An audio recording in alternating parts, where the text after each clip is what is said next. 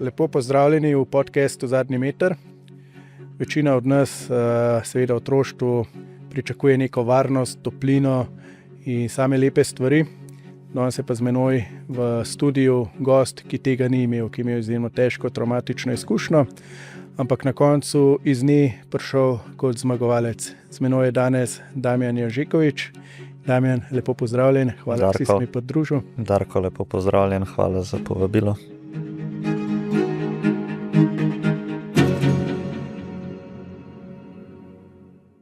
Tukaj imamo na mizi dve knjigi, ki si jih že izdal. Sicer prva je Izgubljeno otroštvo, druga Bitka z depresijo. Pa če se malo naveževa na otroštvo, na začetke, kaj se je dogajalo v tvojem življenju, česa nisi imel, kar drugi imajo? Ja, česar nisem imel, se mi zdi, da tiste najbolj ključne sestavine, ki vsak izmed nas potrebuje, to je pač starševska ljubezen. Se pravi, to je nekaj, brez česar sem odraščal, to je bilo tisto glavno pomanjkanje, ne. Se pravi, jaz sem v resnici odraščal v Ljubljani, v Mostah, v enem blokovskem naselju, tam zraven toplarne. Moja mama je bila zasvojena alkoholičarka, živeli smo še do mojega prvega razreda osnovne šole skupaj s stricem, z babico pa s prababico in mi smo nekako bili, bom rekel, neka družinska celica, ne. Zdaj, poleg vsega tega sem pač bil tudi, bom rekel, žrtev nasilja v družini, ne, ker mi je moja mama pač ta svoj alkoholizem, bom rekel, kompenzirala na način, da se je psihično pa fizično znašala nad menoj. Nad teboj, imel si tudi brata? Ne, v bistvu jaz sem uradno edinc. Bratje potem pridejo kasneje v življenju, ko me, bom rekel, neka druga družina vzela k sebi. Ampak o tem bova lahko kaj več kasneje povedala. Se pravi, originalno sem bil edinec, bom rekel, je bil pa nekako moj stric približek tega brata, ker sva pa vseeno bila 9 let narazen in je bil po neki avtoriteti, pa mogoče tudi vlogi v mojem življenju bližji vlogi brata kot pa vlogi strica. Si bil pa brez očeta, se pravi vedno, ali je... Bil sem, v bistvu odraščal sem brez očeta, zgolj samo, bom rekel, neke slike, ki sem jih videl tekom odraščanja. Bilo je veliko enih vprašanj, na katero so v bistvu se vsi nekako izogibali, da bi nanje odgovorili. Kasneje sem potem tam nekje okrog 11-12 let uspel končno zvedeti, kje je problem, kaj je narobe, ne, da je v bistvu pač moj oče bil kriminalec. Pač je bil del nekega kriminalnega združenja in je v resnici zaradi tega se moja mama umaknila iz te slike. Uspel sem zvedeti, da pač, ko sem se rodil, me je prišel pozdraviti v porodnišnico, celo prve 2-3 mesece smo skupaj živeli kot družina pri njemu v Kranju. Potem se je pa mama z menoj vrnila domov, pa smo potem tam v Mostah živeli. Imel sem priložnost ga enkrat samkrat v življenju spoznati. Se pravi, nekje pri 12-13 je on vzpostavil kontakt z mojo mamo, da bi se rad dobil na kosilu. Sem bil tako vesel, ne, mislim, kdo ne bi rad spoznal svojega očeta, katerega v bistvu že celo življenje pogreša, pa si ga želi, zato ker ga drugi imajo, ti ga pa nimaš. Naj jo je peljal v en hotel na kosilo, se mi je zdel ful fajn. Predvsem sem bil presenečen, koliko se je moja mama trudila, da bi me pohvalila, povedala same lepe stvari o meni, ki jih drugače iz njene strani nikoli nisem bil deležen. Mi je bil zanimiv kot človek, sicer si ga nisem predstavljal ne vizualno, ne karakterno tako, ampak ja, sem nekako pričakoval, da je to zdaj priložnost za naju, za nek nov odnos. On je potem po 6 mesecih mi napisal, da ne želi negovati tega odnosa, da naj se znajdem v življenju tako, kot se je on mogel, da naj ne pijem, naj ne kadim, da naj ne bom preveč podoben svoji mami, in to so bile nekako njegove poslovilne besede. In tako, kakor sem ga enkrat zgubil, sem ga potem še drugič, no. In od takrat naprej, bolj kot ne, kar sem izvedel o svojem očetu, je bilo bolj od teh uradnih institucij, ki so me predvsem obveščale o njegovem kriminalnem napredku, zločinih, ki jih je počel, pa predvsem povezavi, če jo imava ali jo nimava.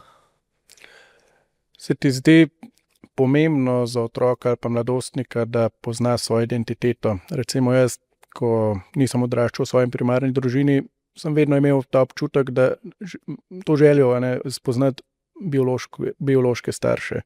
Pa ne zato, da bi se želel vrniti, ampak da veš, odkot izhajaš. In recimo ti si imel samo mamo, ki svoje vloge ni upravljala tako, kot bi jo recimo mama morala. Si želel spoznati očeta, oziroma ko je on sam izrazil to željo, da te spozna, da se dobite, kakšen je bil ta občutek? Meni je bil ta občutek res tako prijeten, no? Predvsem, ker itak kot otrok ti domišljija deluje na 1001 način in dejansko si prepričan, da te on ima rad, da on, ne vem, ob večerih preden zaspi misel nate, da si te tudi on želi spoznati, da če bi bile življenjske okoliščine drugačne, bi seveda bil prisoten v tvojem življenju. Vesel sem, da je, bom rekel, do te izkušnje oziroma srečanja prišel, ker pač potem ta želja, ko se izpolni, je ni več in greš veliko lažje naprej s svojim življenjem. Je pa pač za neko identiteto pomembno vedeti, kako pa kaj. Je pa potem tudi pomembno, da se poskušaš ne identificirati, bom rekel, s temi stvarmi, ki jih mogoče izveš, ali pa tudi, bom rekel, pod pogoji, pod katerimi smo odraščali, ne. Rekel si, da je mama bila alkoholičarka, zasvojena. Je bilo to vedno, se pravi, odkar si bil ti na svetu, oziroma se je to kasneje začelo dogajati? Ne, to se je v bistvu že prej začelo dogajati. V resnici je moja mama tudi celo nosečnost pila. Tako da v bistvu zaradi nje danes recimo ne morem piti piva, ker mi je pregrenko, ker ga je ona pač celo nosečnost, bom rekel, konzumirala. Je dejansko ves čas svojega življenja pila. Težko rečem, da je imela kakršnokoli obdobje, da bi abstinirala. No, razen takrat, ko je bila v bolnici, ker je na neki točki v življenju zbolela za rakom na materničnem vratu. Ampak drugače pač eni ljudje pijejo vodo, ona je pa pač pila pivo. To je bila njena dnevna tekočina. So bili boljši, so bili slabši dnevi. Ampak ja, je to, bom rekel, za nekega otroka, bom rekel, kar težka preizkušnja, no. Predvsem zato, ker jaz sem še tista generacija, ko še ni bil zakon se pravi za kupovanje alkohola, se pravi Kebrov zakon se je kasneje uvedel, ne, in jaz sem še kot otrok se spomnim hodil v Mercator kupovati njej pivo, ne, njej in babici, ker sta obe pile.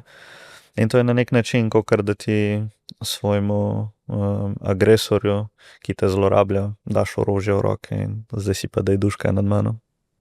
Se pravi, tudi babica je pila? Tudi.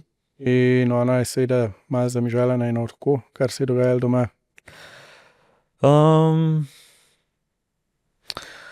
Ja in ne. Tako bom rekel. Moja babica, bom rekel, se je trudila po najboljših močeh. Dejstvo je, da sta obe na nek način, bom rekel, z alkoholom blažile neke svoje stiske. Je bil to na nek način, bom rekel, odgovor za neke stvari v njunem življenju. Je bila pa zelo ena velika razlika med njo, se pravi med babico in med mojo mamo. Predvsem to, da ko je moja mama se ga napila, je bila najbolj agresivna možna. Bom rekel, je bila na nek način pošast. Moja babica, ki je pa popila, ona je bila pa v bistvu zelo čustvena, zelo prijazna, zelo sonček. Tudi malo nadležno, no, ker kadar je malo preveč spilem, sem potem dobil 10 menijev, kaj bi lahko jedel, pa zihar nisi lačen, pa rabiš kaj drugega, pa tako da je bila da si bile, bom rekel, nasprotne. Kar se pa tega mižanja tiče, pa tako, no. Moja babica je še delala, ko sem jaz bil otrok, kar pomeni, da tudi ni bila vedno prisotna doma. Moja mama se je pa v bistvu trudila, se pravi, kakršnekoli zlorabe so se dogajale, se pravi, kar me je tepla in poniževala, je poskrbela, da sva bila sama v prostoru, ne. Tistih nekajkrat, ko, bom rekel, se je spravila name, pa da je bila babica v sosednjem prostoru, je ona vedno posegla vmes, pa me poskušala zaščititi na najboljši možen način. Zdaj, je bil to res najboljši možen način ali ne, lahko danes po tej bitki vsi komentiramo, pa smo pametni, ampak jaz mislim, da je ona takrat naredila to, kar je bila zmožna narediti.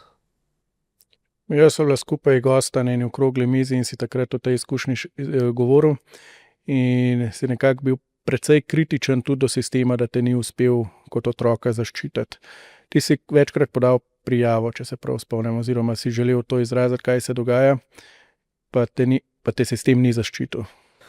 Zdaj, kar se tega sistema tiče, ne, je pri meni v bistvu tako zelo taka dolga in kompleksna situacija, ki se v bistvu raztegne čez celoten sistem, pa čez več podsistemov, ne. Se pravi, jaz tudi vedno na vseh svojih dogodkih izpostavim načeloma prvi in najpomembnejši sistem, ki uradno ni sistem, ampak ga smatram kot del sistema. In to so sosedje. Se pravi, jaz sem odraščal v bloku. Moja mama je mene večkrat pretepala v nočnem času, ko je ona iz lokala prišla pijana domov, ne. Ne moreš ti meni povedati, da kot sosed, s katerim si deliš skupne stene, ne slišiš 8-letnega, 9-letnega otroka, ki joka, ki kriči, pa ki prosi svojo mamo, da naj ga ne tepe. Medtem pa v kateri drugi priložnosti, ko sem pa ob 10:30 zvečer si drznil poslušati Mile Kitiča, si pa znal potrkati na vrata pa reči, da je muzika preglasna, ne. Se pravi, ta ironija, ne. In potem, ko sosedje zatajijo, se obrnejo stran, kar je itak taka tipična slovenska zadeva, se pravi, to so vaši problemi, to se nas ne tiče, mi se s tem ne bomo ukvarjali. Potem nekak drug sistem, ki pa je zatajil, je potem tukaj pač seveda šolski prostor, ne. Se pravi, jaz sem hodil 9 let v osnovno šolo. Jaz sem v teh 9 letih osnovne šole šel skozi depresijo, šel skozi samopoškodovanje, pa konec koncev imel sem tudi vidne, bom rekel, posledice po svojem telesu od pač udarcev, ki mi jih je mama zadajala, ne. Zdaj seveda, jaz sem se trudil to skrivati, ampak so pa vseeno bili drugi znaki, ki pač bi jih pedagoški delavec naj bi jih bil zmožen zaznati, ne. Od tega, da sem imel težave s socialnim navezovanjem, od tega, da sem dostikrat bil sam, od tega, da se je videl, da sem vidno žalosten pa potrt, ampak da sem vseeno to trudil se zamaskirati z nekim nasmeškom, ne. In potem leta kasneje, ko sem že prvič imel neke javne nastope, pa sem o tem odkrito spregovoril, se je moja osnovna šola odzvala, so me tudi povabili na pogovor in so mi dali vedeti, da so spregledali me. In sem v bistvu cenil to iskrenost iz njene strani, ker so rekli, zajebali smo. Si dobil opravičilo z njihove strani? Sem dobil opravičilo iz njihove strani.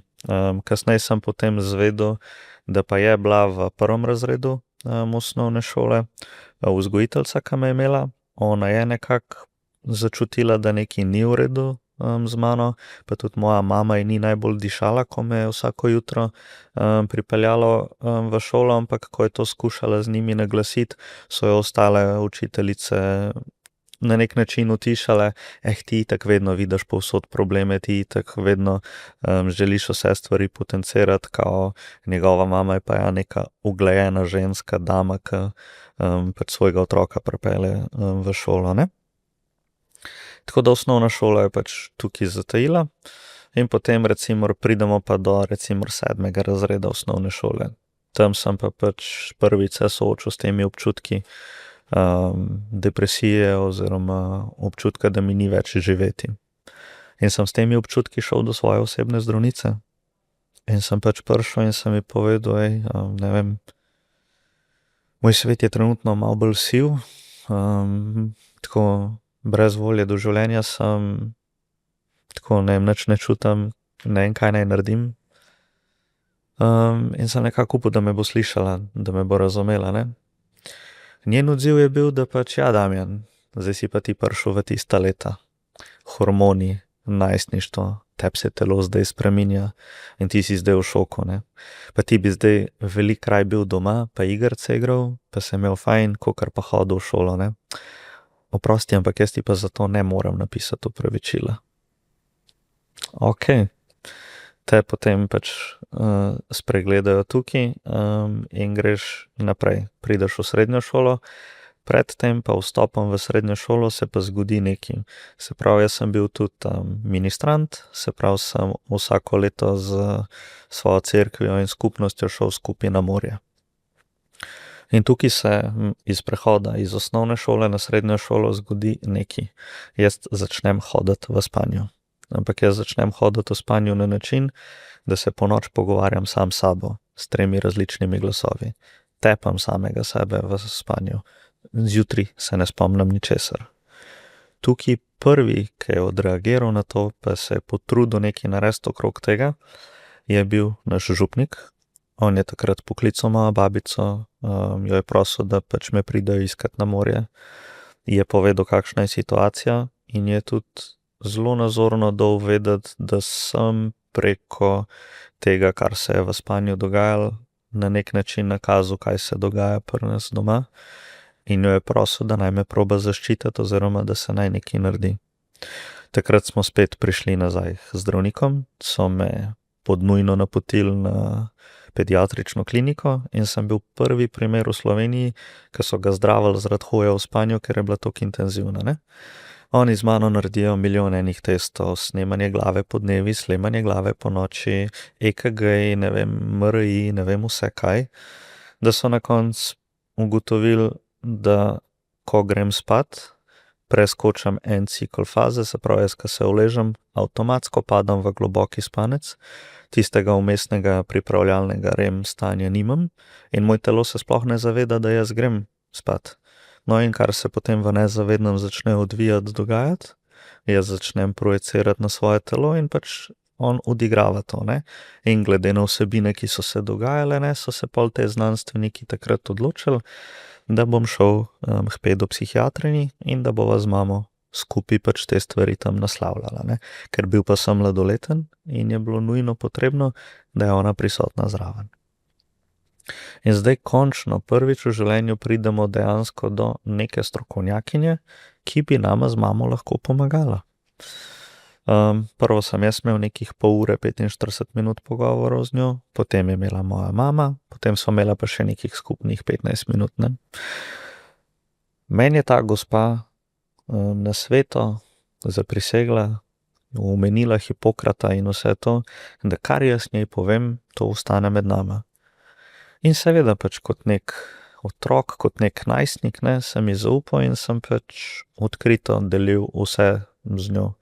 Od tega, kaj se doma dogaja, kaj vse sem že, bom rekel, počel, od samopoškodovanja tudi do nekih poskusov samomora. In ona to pač posluša, je nekako sočutna z menoj in vsem. In jaz pa na koncu, čez kakšen mesec, zvem, da je ona to vse povedala moji mami. Kako sem zvedel? Ja, ker je mama prišla pijana domov, me še 3-krat bolj nalomila, kakor me je ponavad, in mi dobesedno citirala vse, kar je ona povedala, ne. In me je ta sistem pač spet zavrnil, zatajil, pustil na cedilu. Jaz sem tja potem nehal hoditi, oziroma bil sem zgolj in samo še enkrat. Takrat nisem hotel z njo nič več deliti. Moja mama je potem, mislim, da še 1-2-krat šla sama, ampak jaz to takrat naprej nisem zaupal več, ne. V srednji šoli pa se je mogoče prvič zgodila neka sprememba, kjer je v bistvu bila šolska svetovalna delavka, ki je nekako na pobudo moje takratne razredničarke dobila nekako informacijo, ok, pri njemu doma se mora nekaj res težkega dogajati, dajmo mu pomagati, ne. In takrat je potem ta šolska svetovalna delavka se res zavzela zame, mi pomagala in pri samih upravljanjih znanja, se pravi testi, ustna spraševanja, potem, ko sem pri 18, ko sem se odločil, da grem na svoje, oziroma mi je takrat ta družina najboljšega prijatelja ponudila, da grem k njim živeti, sem takrat tudi sprožil prijavo nasilja v družini na Centru za socialno delo. Tja sem prišel šolsko svetovalno delavko, tja smo prišli, se pravi, so prišli starši najboljšega prijatelja, mislim, da sta bila tudi babica pa stric, še ene par drugih prijateljev, in je bilo kar veliko enega materiala, ne. In zdaj seveda CSD je to takrat zelo resno, oni so se res odzvali, bili pripravljeni in vse, in so oni na pogovor povabili mojo mamo. Moja mama se je takrat odločila, da bo odigrala vlogo za Oskarja, padla na kolena, začela jokati, in je pač ona obrnila zgodbo v svoj prid. Se pravi, ni ona mene pretepala, ampak sem jaz njo pretepal. Ona pije alkohol, zato ker sem jaz toliko težek in nemogoč otrok. Babica pa stric sta me obrnila proti njej. Ona si je celo življenje samo želela, da bi ona imela mojo ljubezen, pa da bi se midva imela fajn, ampak vsi drugi posegajo v ta sistem, ne. In oni so jih verjeli. Ona je njih tam zmanipulirala totalno. In naslednjič, ko so me povabili samega tja na pogovor, in sta me pričakale 2 socialne delavke, ki sta me že na vratih začele napadati. Ja, ste razvajen najstnik, na ta način iščete pozornost, mi vas bomo uničili, vi boste videli, kaj bomo z vami naredili, ker ste nam lagali, v glavnem čist agresivno, napadalno. Jaz sem se takrat potem mogel zaščititi z odvetnikom, ki je v 3 letih uspel rešiti zadevo do te mere, da je v bistvu CSD potem ta primer pometel pod preprogo. Mene pa mamo sicer so ločili v sistemu, ampak to je bilo pa tudi vse, kar je bilo narejeno iz njihove strani, ne.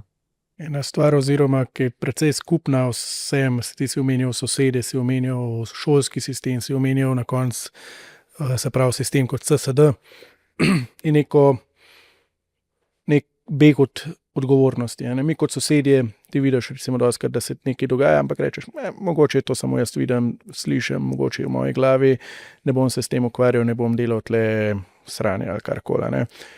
Šolski sistem. Vidijo težave, se ne osredotočijo na to.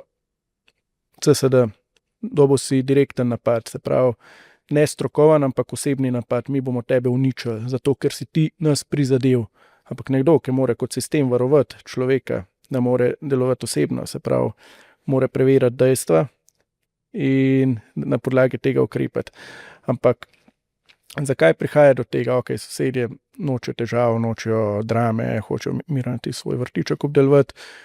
Šola pa, recimo CSD, večji sistem.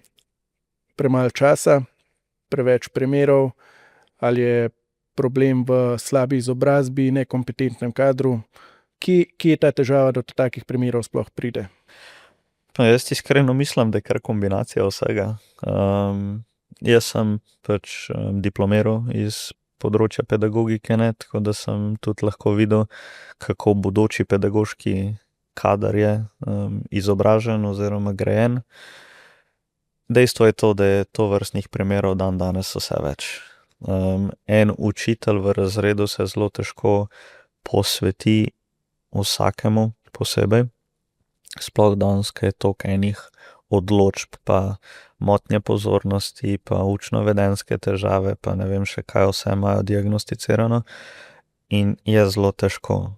Drugo dejstvo je, da na teh področjih, sploh nek CSD, so oni iz nekega psihološkega vidika, oni totalno premalo izobraženi in pripravljeni in za vodenje nekih takih pogovorov, ker dejstvo je, da ona pač tam je v bistvu socialna delavka in ona ima na drugi strani ponavadi žrtev, zraven žrtve ima pa agresorja. Pa logično, da te bo tisti agresor prepričal v 1001 stvar, ne. Ti pod prvo bi že rabo imeti ločene pogovore z njimi, hkrati pa pač tudi nekega strokovnjaka, ki je pač zmožen prepoznati razne manipulacije pač in igrice, ki jih tovrstni agresorji zelo vrhunsko izpeljejo, ne.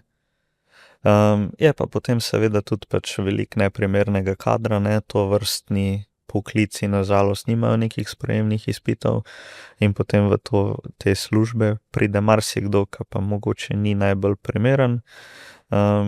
Je pa potem tudi še ta vidik, mogoče predvsem, če se na pedagoške delavce navežem, če neka ustanova, osnovna, srednja šola, nima dobrega vodstva, se pravi nekega ravnatelja ali ravnateljice, ki bo pripravljen, bom rekel, kot nek lev ali levinja, stati za svojimi delavci, potem tudi ne moreš od njih pričakovati, da bojo oni pripravljeni, ne.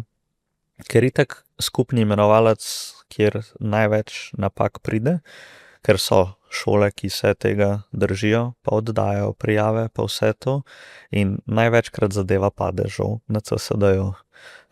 In ko poslušam, da sem do danes slišal zdaj na stotine zgodb, ali so narobe izpolnili zapisnik, ali so agresorju izdali, kdo jih je prijavil in je potem ta agresor tej učiteljici prerezal gume, ali pa je v živo prišel z nožem groziti, da jo bo pač, ne vem, zaklal zaradi tega, ali so nepopolno dokumentacijo poslali na sodišče in jo je potem sodišče zavrnilo in potem veliko takih primerov pade oziroma je spregledanih.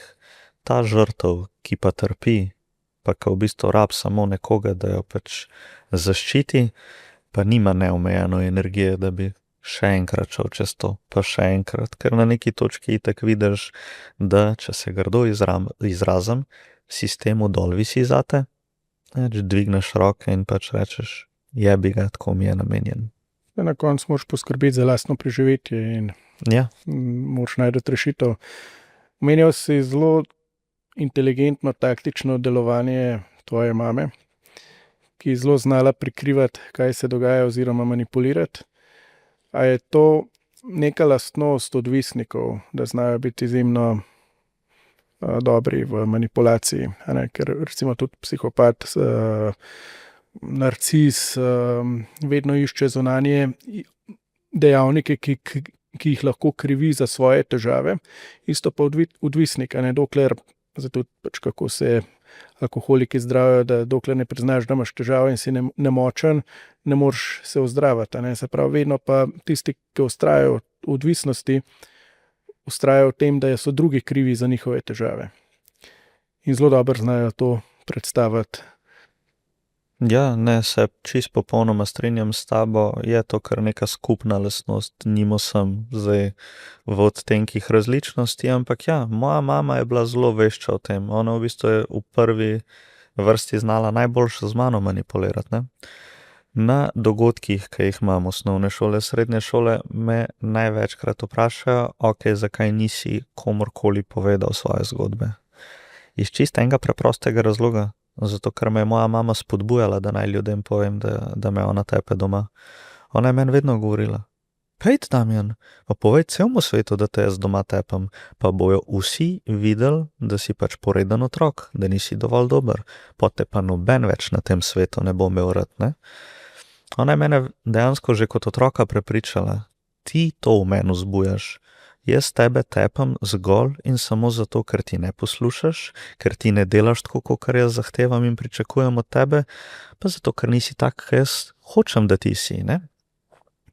In ko to kot otrok tokrat slišiš, ne, se ustrašiš in potem začneš ti to družinsko sramoto prikrivati sam in ti si v bistvu najboljši v tem, da tudi če kdaj kdo kaj vpraša, se boš zlagal ali pa boš pač obrnil pogovor, da se temu izognemo. No, jaz se tega spomnim, pa tudi, ja, pa tvoja mama veliko pije, ma ne, samo kakšno pivo vsake toliko časa, ali pa, joj, si v redu, neki žalosten si, ma ne, tak dan je megla v Ljubljani, ne vem, neki, veliko je potem dejansko tega, ne. Jaz šele potem kasneje, ko sem bil nek 6., 7. razred, pa sem prvič prespal pri svojemu najboljšemu prijatelju, za vikend pri njemu doma.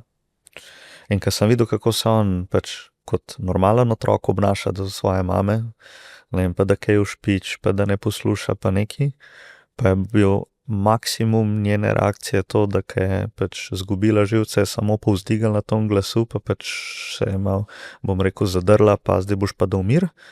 Pa je potem bilo konc, ona njega nikoli ni udarila, ona nikoli ni, ne vem, njega parjela, pa ga čez pol prostora vrgla ob steno in polka vidiš to razliko, ne, takrat se pa v tebi začne ta jeza prebujati, ker vsi pa nismo deležni tega, ne, ker res kot otrok sem dolg časa bil prepričan, sploh zato, ker sem tudi dostkrat na ulici videl, ker sem odraščal, bom rekel, med bom rekel, teh, ki prihajajo iz Balkana. In jaz se spomnim marsikjerega soseda, ki je mogel iti gor do grmovja, odtrgati šibo, pa jo mami ali pa očetu odnesti. In je bil potem pač doma ali pa celo zunaj tepen. In jaz sem nekako pričakoval, da pač imamo vsi isto zgodbo, ampak nikoli se pa o njej ne pogovarjamo, ne. O tem pa kasneje ugotoviš, da pa ni čisto nujno, da vsi imamo isto zgodbo in da ja, bi bilo dobro, če bi jaz kot otrok bil zmožen zbrati pogum pa nekomu naglasiti, kaj se je pri nas doma dogajalo. Dobil si primerjavo, kaj je resnično možno, ne, česa si deležen. Si pa prej govoril tudi o samopoškodovanju oziroma tudi depresiji in je bilo to samopoškodovanje zgolj v spanju oziroma v podzavestnem stanju ali je bilo tudi v zavestnih stanjih, se pravi, da a te sistem, se pravi lastno telo, lastno želel zaščititi pred tem, kar se dogaja in na nek način, kar ti nisi bil sposoben izraziti na glas, si potem podzavestno izrazil? Ja, ne, to je v bistvu čist, jaz sem na neki točki kot otrok, kot najstnik pač toliko potlačil svoje vsebine, da ne gre to v nedogled, ne. Pač psiha lahko zmore potrpi do toliko, pa na neki točki, ko pa pač prideš do vrha, pa pač prekipi zadeva in začnejo na tak ali drugačen način ven stvari prihajati. Če bi se jaz bil zmožen o teh stvarih pogovarjati, če bi jaz imel takrat nek sistem, ki bi to prepoznal, mi verjetno nikoli ne bi prišli tako daleč, da bi jaz v hoji spanju samega sebe mlatil. Druga stvar, jaz sem kot otrok res to notranjo bolečino sem jo močno doživljal, ampak spet nisem jaz nikomur naglasil. Jaz nisem v 4., 5. razredu osnovne šole ljudem razlagal, da sem žalosten, pa da me stiska v prsnem košu, pa da mi je težko. Ne, ampak ker pa je bila bolečina, bom rekel, toliko močna in toliko težka, sem pač mogel tudi na zavestni ravni začeti iskati načine, ki mi bojo ublažili to bolečino. In kje sem jih našel? Ja, v rezanju. Ne, velikrat slišim v raznih okoljih, da je v bistvu rezanje iskanje pozornosti. In jaz vedno pravim, dajmo to iskanje pozornosti preoblikovati v nekaj bolj resničnega in to je pač klic po pomoči. Zdaj, imaš ljudi, ki se režejo, pa jasno pokažejo, da se režejo, kar je super, ker to je najbolj jasen znak, ki ga lahko vidiš in lahko nanj odreagiraš. Jaz sem svoje zareze po telesu skrival. Jaz sem tudi skrbel, da so bile dovolj majhne, da če bi me kdo kaj vprašal, bi rekel, padel sem na betonu, pa sem se malo popraskal, ne.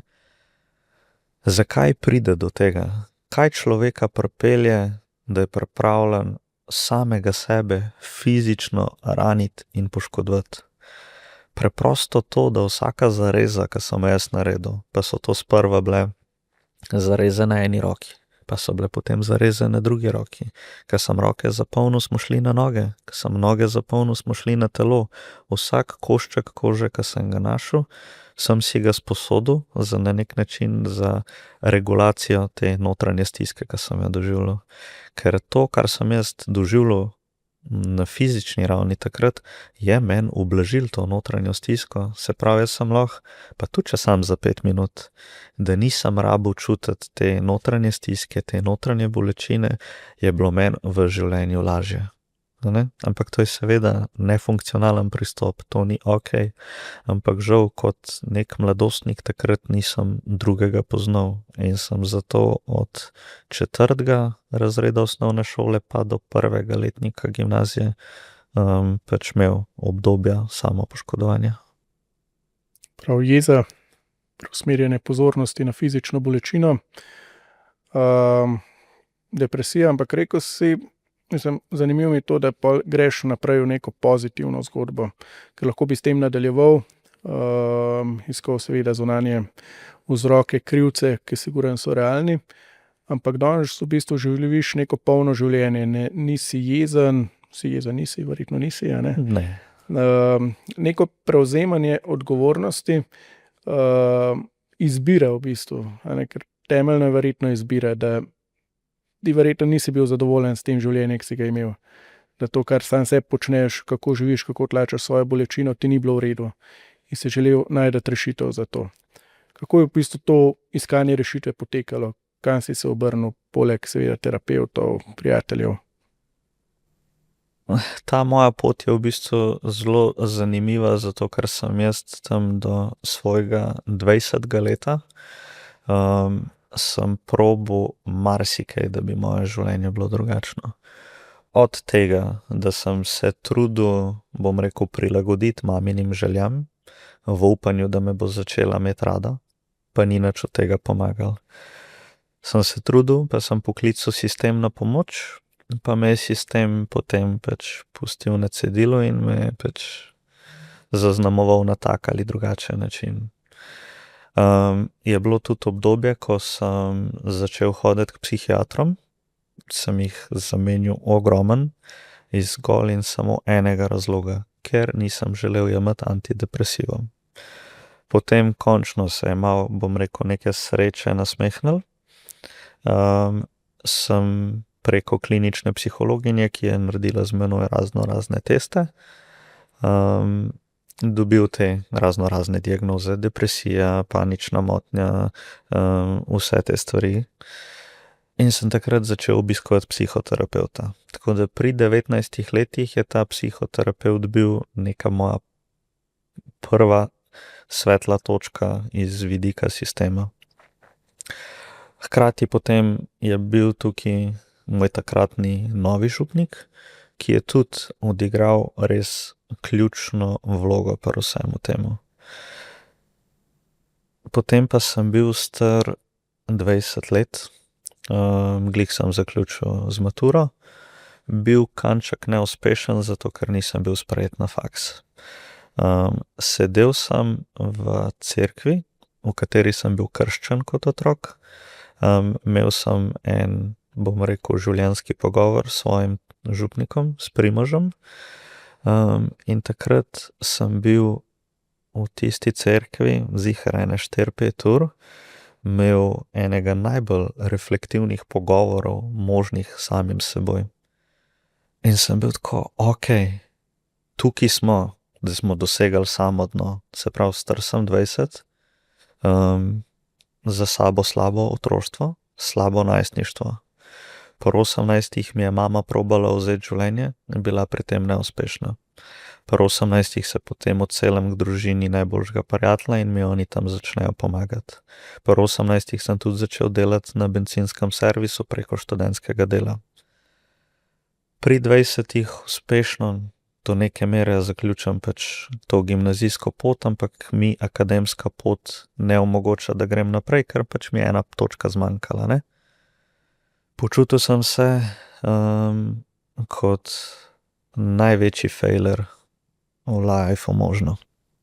In sem bil tako, ok, kam zdaj od tukaj naprej? Plus tega, da sem v bistvu imel na mizi 3 neke, rečemo, možnosti, ki sem si jih postavil pri 20. Prva možnost je bila to, da vse skupaj zaključim, pa si pač vzamem življenje. Do svojega 20. leta sem imel že več kot 10 poskusov samomora in so bili vsi neuspešni. In sem bil tako, ok, ta možnost odpade. V tem očitno tudi nisem dober, oziroma pač žal ni bil to niti funkcionalen pristop, to odpade. In potem sta mi ostala samo še možnost številka 2 pa možnost številka 3. Možnost številka 2 je bila, da se sprijaznim, da to pač je moj life. Da pač mi ni namenjeno, da sem srečen, da pač bom v življenju vedno neko razočaranje, nekdo, ki pač iz njega nič ne bo. Nekako sem se poigral s to možnostjo, da se zaposlim pač redno na bencinskem servisu, bom pač prodajalec, da se plača je bila solidna za tiste čase, bi nekako preživel. Imel sem pri 20 že malo probleme z alkoholom, se pravi, sem šel zelo po maminih stopinjah, ampak pač ja, končni izkupiček, kopija svoje mame, nek zagrenjen, nesrečen posameznik, ki v bistvu je obupal nad življenjem, zato ker so praktično vsi obupali nad njim, ne. Potem je bila pa še možnost številka 3, ki je bila pa tako, kaj pa če se jaz pri 20 ponovno rodim? Kaj pa če jaz pri 20 začnem znova? Konec koncev šolo sem fejlil, na bencinskem servisu sem tudi imel vzpone in padce. V tistem času sem zgubil veliko, bom rekel, prijateljev in prijateljic. Na splošno vse v življenju je bilo res tako na samem dnu. Sem bil tako, pa kdaj boljša priložnost kot zdaj, da še te ostanke temeljev, ki so, da jih podrem, da jih uničem in se odločim, tukaj potegnem črto, od tukaj naprej začnem jaz graditi novo hišo, začnem postavljati nove temelje. Sem takrat to povedal svojemu terapevtu in ja, jaz sem se pri 20 odločil, ok, danes sem se ponovno rodil, grem probat zmagati, ne vem, kam me bo življenje popeljalo, vedel pa sem, da ne želim biti na koncu dneva eden tistih zagrenjenih in tečnih sosedov, ki so vsi drugi bili krivi, da on ni srečen v življenju. In sem rekel pač, kaj imam še za zgubiti? Probam lahko, če ne bo uspel prav, pa vem, kakšno bo moje življenje, ampak kaj pa, če mi uspe? Kaj pa, če uspem in zmagam in kljub vsemu dreku, trpljenju, peklu, ki sem ga dal skozi svoje življenje, uspem postaviti na teh ruševinah nekaj novega, a takrat sem pa zmagal. Takrat je potem to, bom rekel, zgodba, ki lahko navdihuje. Prej si rekel, več kot 10 poskusov samomora, neuspešnih. Ampak misliš, da so bili res neuspešni? A so bili zgolj temelj za to tvojo odločitev na koncu izbiro, ki si jo naredil? Mislim, zdaj odvisen iz katere perspektive gledava. Če gledava iz vidika, mi je uspel končati moje življenje, sem bil neuspešen. Če pa gledava iz vidika, kaj so mi te izkušnje dale, pa kaj sem uspel potem iz teh uspešnih neuspehov zgraditi, sem pa hvaležen danes, da se je odvil tako, kot se je.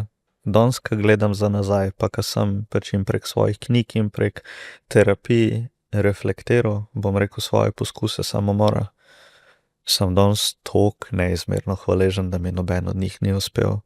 Ker dejstvo je, da jaz sem si želel živeti, pa se konec koncev vsaka oseba si želi živeti življenje, ampak ne pod temi pogoji, pod katerimi se včasih ljudje znajdemo.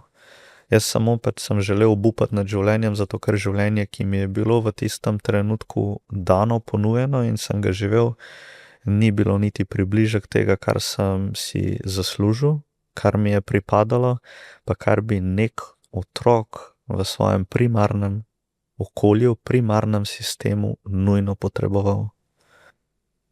Ko si zaslužil ali pa pripadalo, ampak na koncu si ti mogel spremeniti stvari. Nisi mogel čakati, da bojo drugi zate nekaj naredili. Ja, dolg časa sem čakal nekega super junaka, ki bi me rešil.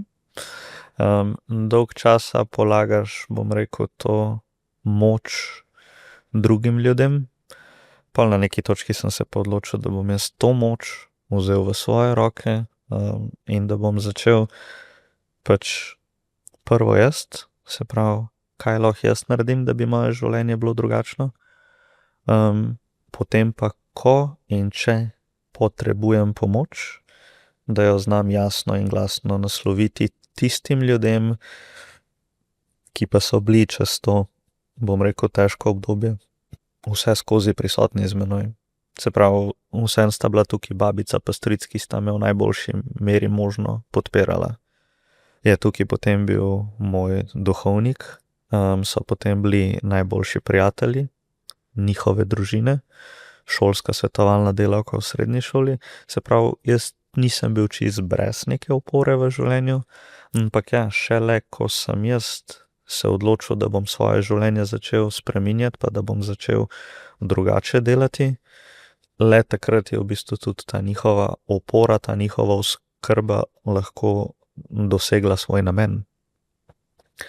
Tako da ja, jaz sem se potem pri 20 odločil, ok, možnost številka 3. Potem sem jaz mogel intenzivno na terapijah razrešiti vse travme, ki so se mi zgodile. Jaz sem mogel izvišati maturo, da sem potem bil končno sprejet na študij, ki sem si ga želel. Jaz sem potem študij mogel zaključiti. Jaz sem potem mogel si nekako izoblikovati življenje, ki si ga želim živeti. Pred 20 sem se tudi potem odselil na svoje in živel 7 let v najemu in skrbel sam zase svojimi financami, ne. Ja, saj sem vedno imel možnost se upreti na koga, pa komu pridati na kosilo, pa si olajšati kakšne segmente življenja, ampak ja, generalno gledano sem pa pač večji del te poti prehodil sam. In danes si terapevt? Že delaš? Terapevt v nastajanju. Trenutno sem študent zakonske in družinske terapije na teološki fakulteti. Me čaka še 2 do 3 leta, preden bom lahko delal s klienti. Sem pa pač na tej poti, ki si želim biti. Se pravi, jaz sem uspešno zaključil študij pedagogike in anglistike. Potem ugotovil, da so se moje neke otroške sanje spremenile, da v bistvu si želim pomagati ljudem, tako kot so nekateri pomagali meni. Nekako sem se čutil, da želim dajati družbi. In sem nekako dobil, bom rekel, tako kot nekateri duhovniki dobijo klic, da grejo služiti Božjemu poslanstvu. Tako sem jaz dobil ta klic, da svet terapevtov potrebuje mene. Sem se nanj odzval, že vrsto let vlagam v to področje in na neki točki bom zakonski in družinski terapevt, ki upam, da bom lahko pomagal čim večjemu številu ljudi, da najdejo svoj klic, pa da uspešno razrešijo bremena, s katerimi se soočajo v življenju, zato da nas bo vse večje število zmagovalcev v tem življenju. Pravijo, da se nekje do 6. leta zgradimo vizijo celega življenja. In pol v bistvu na podlagi tega, kar si takrat zgradimo, tiste izkušnje, ki jo imamo, celo življenje vodimo. Ti si pač mogel to pri 20 na novo postaviti, si bil sposoben sprejeti to in to izkušnjo lahko seveda danes deliš tudi z drugimi. Kakšen je bil pa v bistvu proces pisanja knjige? Zakaj si se za to odločil? In pa v bistvu knjiga je kot ena terapija, posebej, če pišeš o svoji lastni izkušnji, podoživiš neke trenutke, ki so boleči, težki in jih moraš preliti v besede. Pa kakšen je ta proces? Kako to izgleda? Zdaj v bistvu sam proces pisanja je bil meni od nekdaj, bom rekel, blizu. Že kot otrok sem pisal dnevnike in mi je bilo ful fajn pisati stvari in spise v šoli in potem eseje in take stvari. Zelo rad sem se z besedami poigraval, ne. Zelo rad sem tudi bral knjige. Predvsem v najstniškem obdobju mi je bil blizu Harry Potter pa Gospodar prstanov in kako so oni lahko ustvarjali 2 taka močna svetova, sem jaz bil vedno impresioniran. In sem si takrat v najstniških letih rekel, pa jaz bi bil pisatelj, ne. Ampak jaz sem takrat mislil, da bom napisal novega Harry Potterja ali pa pač neko drugo fikcijo. Potem sem pa tam nekje pri 18 sem pa začel pisati svojo knjigo. Zakaj sem jaz sploh začel pisati knjige? No, v bistvu bilo zato, ker sem hotel drugim pomagati. Jaz sem v srednji šoli ugotovil, da je nas, ki trpimo, pa ki imamo, bom rekel, na nek način starše, ki niso najbolj podporni za nas, veliko. Tako večje število, kot sem si kdajkoli lahko mislil. In sem bil tako, meni je manjkal literarni junak. Nekdo, ki bi mi pri teh letih porinil knjigo v roke pa rekel, Damjan, dej preber to knjigo, zgodba glavnega junaka te bo, ne vem, presenetila, te bo malo pretresla, ampak konc je zelo spodbuden, konc je motivacijski, kao mogoče pa pač ti to ulije neko upanje ali pa da nek zagon, ne? In ker jaz nisem imel tega literarnega junaka, sem si rekel, zakaj pa ne bi jaz postal ta literarni junak za druge, ne? In sem takrat začel pač pisati. To je takrat izgledalo tako v petkih, pa ob sobotah zvečer, sem pisal v Word, kaj se mi je dogajalo in pa sem to shranjeval osnutek 1, osnutek 2 in teh osnutkov je bilo, ne vem, mislim, da jih je bilo na koncu 474, ne? In sem si potem rekel, iz tega pa res lahko neka knjiga nastane, ne? In sem potem pač to začel res oblikovati. Takrat se še spomnim, da sem šel na 1-2 tečaja, kako biti boljši pisec, kako biti kreativen. In sem napisal knjigo in je bila pripravljena in potem sem našel eno založbo, ki mi je želela to knjigo izdati. Ampak kje je bil zdaj problem? Pač oni, ki so to potem postavili v neko obliko, so ugotovili, da je tega materiala ful. Je bilo, mislim, da nekih 650 strani, ne? In so oni bili tako, tega noben ne bo bral, tega se ne splača izdajati, ne? In sem bil tako, kaj zdaj, ne? Pač jaz sem hotel to napisati, jaz sem to ljudem hotel dati in so pa oni dali predlog, kaj pa če razdelimo na več delov. Pa sem bil ful občutljiv za to, to je moj otrok, to je bil moj knjižni otrok in ti bi ga zdaj rezal na kaj, na več delov, moj bog, ne. Pa sem potem popustil, pa sem pač malo z bližnjimi govoril, pa so bili vsi ful navdušeni nad to idejo in sem potem je šel še enkrat brati to svojo vsebino in sem ugotovil, da jo lahko res razdelim v trilogijo, na 3 dele. In sem potem prvo knjigo nekako, bom rekel, omejil na nasilje v družini, ne? Se pravi, v prvi knjigi, Izgubljeno otroštvo, jaz razgalam celo svojo družino. Jaz sem se na neki točki usedel dol z babico in stricem in sem jima povedal, to je nekaj, kar si želim narediti. Velika verjetnost je, da bosta en del jeze, gnojnice in vsega sovraštva od ljudi tudi prejela vidva. Sta ona dva pač to sprejela in sta bila oba zelo podporna iz vidika, pejte pa pomagi drugim, naj se ljudje probajo naučiti nekaj iz naših napak, pa iz naših spodrsljajev.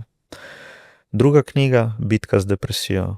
Jaz sem se vsaj 7 let res spopadal z intenzivno depresijo in spet, družba ima eno sliko o tem, kaj je depresija, resnica je pa nekaj čist drugega, ne? Vsi radi depresijo povezujejo, da je to neka duševna motnja lenih ljudi, ki se jim ne da delati nič v življenju, ne? Niti ni približek tega, ne? In sem se odločil, da bom napisal svojo izkušnjo, kaj je depresija naredila meni, kaj je moja depresija naredila okolici okrog mene, se pravi mojim najbližjim, novi družini, ki me je vzela k sebi, da mi pomagajo, okolju v šoli, na splošno vsem, in da vidijo, kaj pomaga, kaj ne, oziroma pač tudi čez napake drugih, da se lahko naučijo, kako v bistvu biti zgolj in samo v oporo taki osebi, hkrati pa pač tudi, da rabiš neko strokovno pomoč, ne.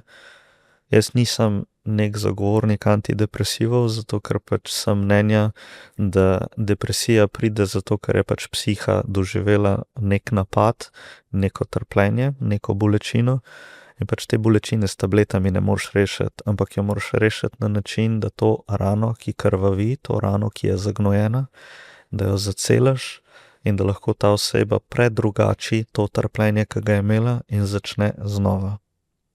Potem je pa tukaj še tretja knjiga, ki pa bo nosila naslov Najdeno življenje. Tukaj sem bil pa tako, ok, kaj bi lahko tukaj napisal, ker smo ono knjigo razdelili, tako sam nekih 100 strani ostali in sem itak vedel, da bom še kaj mogel dodatno napisati, dopisati.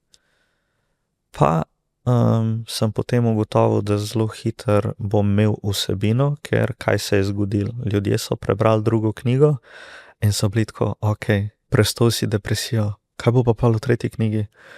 In sem zelo hitro ugotovil, da so ljudje bili tako, ok, jaz sem zdaj pač prestol, premagal depresijo in potem je življenje ka pravljica in živel je srečno do konca svojih dni. Ja, ne, so še zmer vzponi in padci, še zmer se moram soočati glih tako z vsakodnevnimi bitkami, kot vsi drugi. Še zmer sem kdaj žalosten, še zmer sem kdaj jezen, še zmer me kdaj življenje podre, pa pač spet padam na tla. Ampak je zdaj ta razlika, da kadarkoli padam, imam tudi razna orodja, ki pač mi jih je terapija dala, da se lahko uspešno poberem, dvignem in začnem znova. In tako, kot si prej sam rekel, pisanje je bil tudi zelo terapevtski, je bilo zelo terapevtsko. Ampak jaz sem se to zavedel šele pred izidom druge knjige, ko sva s terapevtom to enkrat naslovila.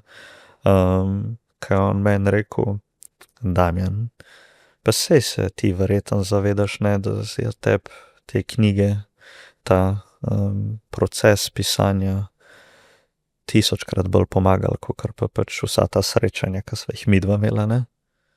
No, sem bil tako, ne, pač jaz sem sam to pač napisal, pač kar sem čutil.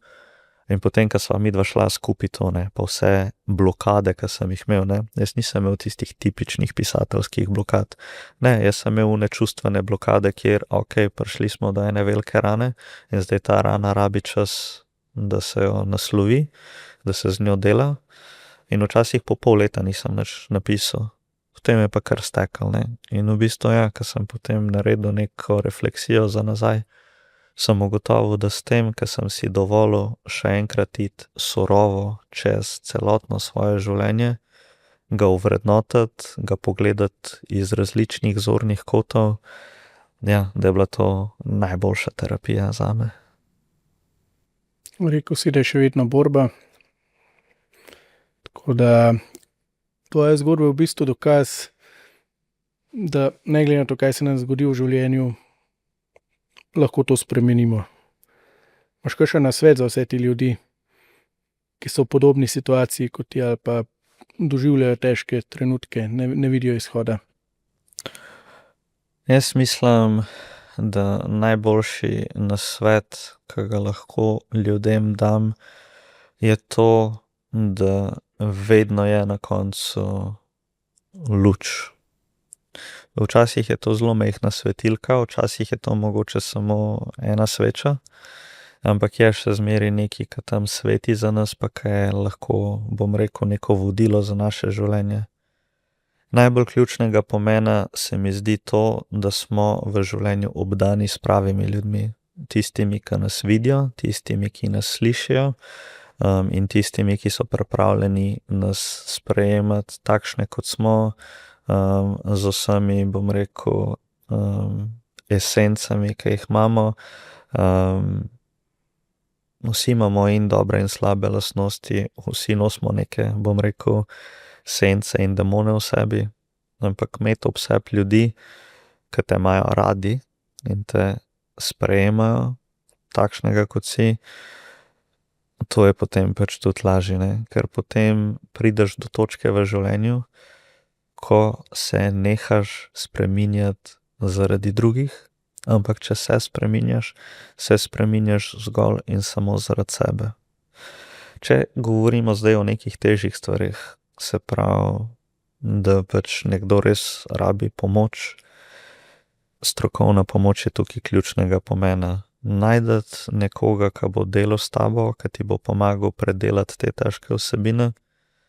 Hvala Bogu, živimo trenutno v dobi, ki je tega več na razpolago, kot je bilo mogoče za čase naših staršev ali pa naših starih staršev.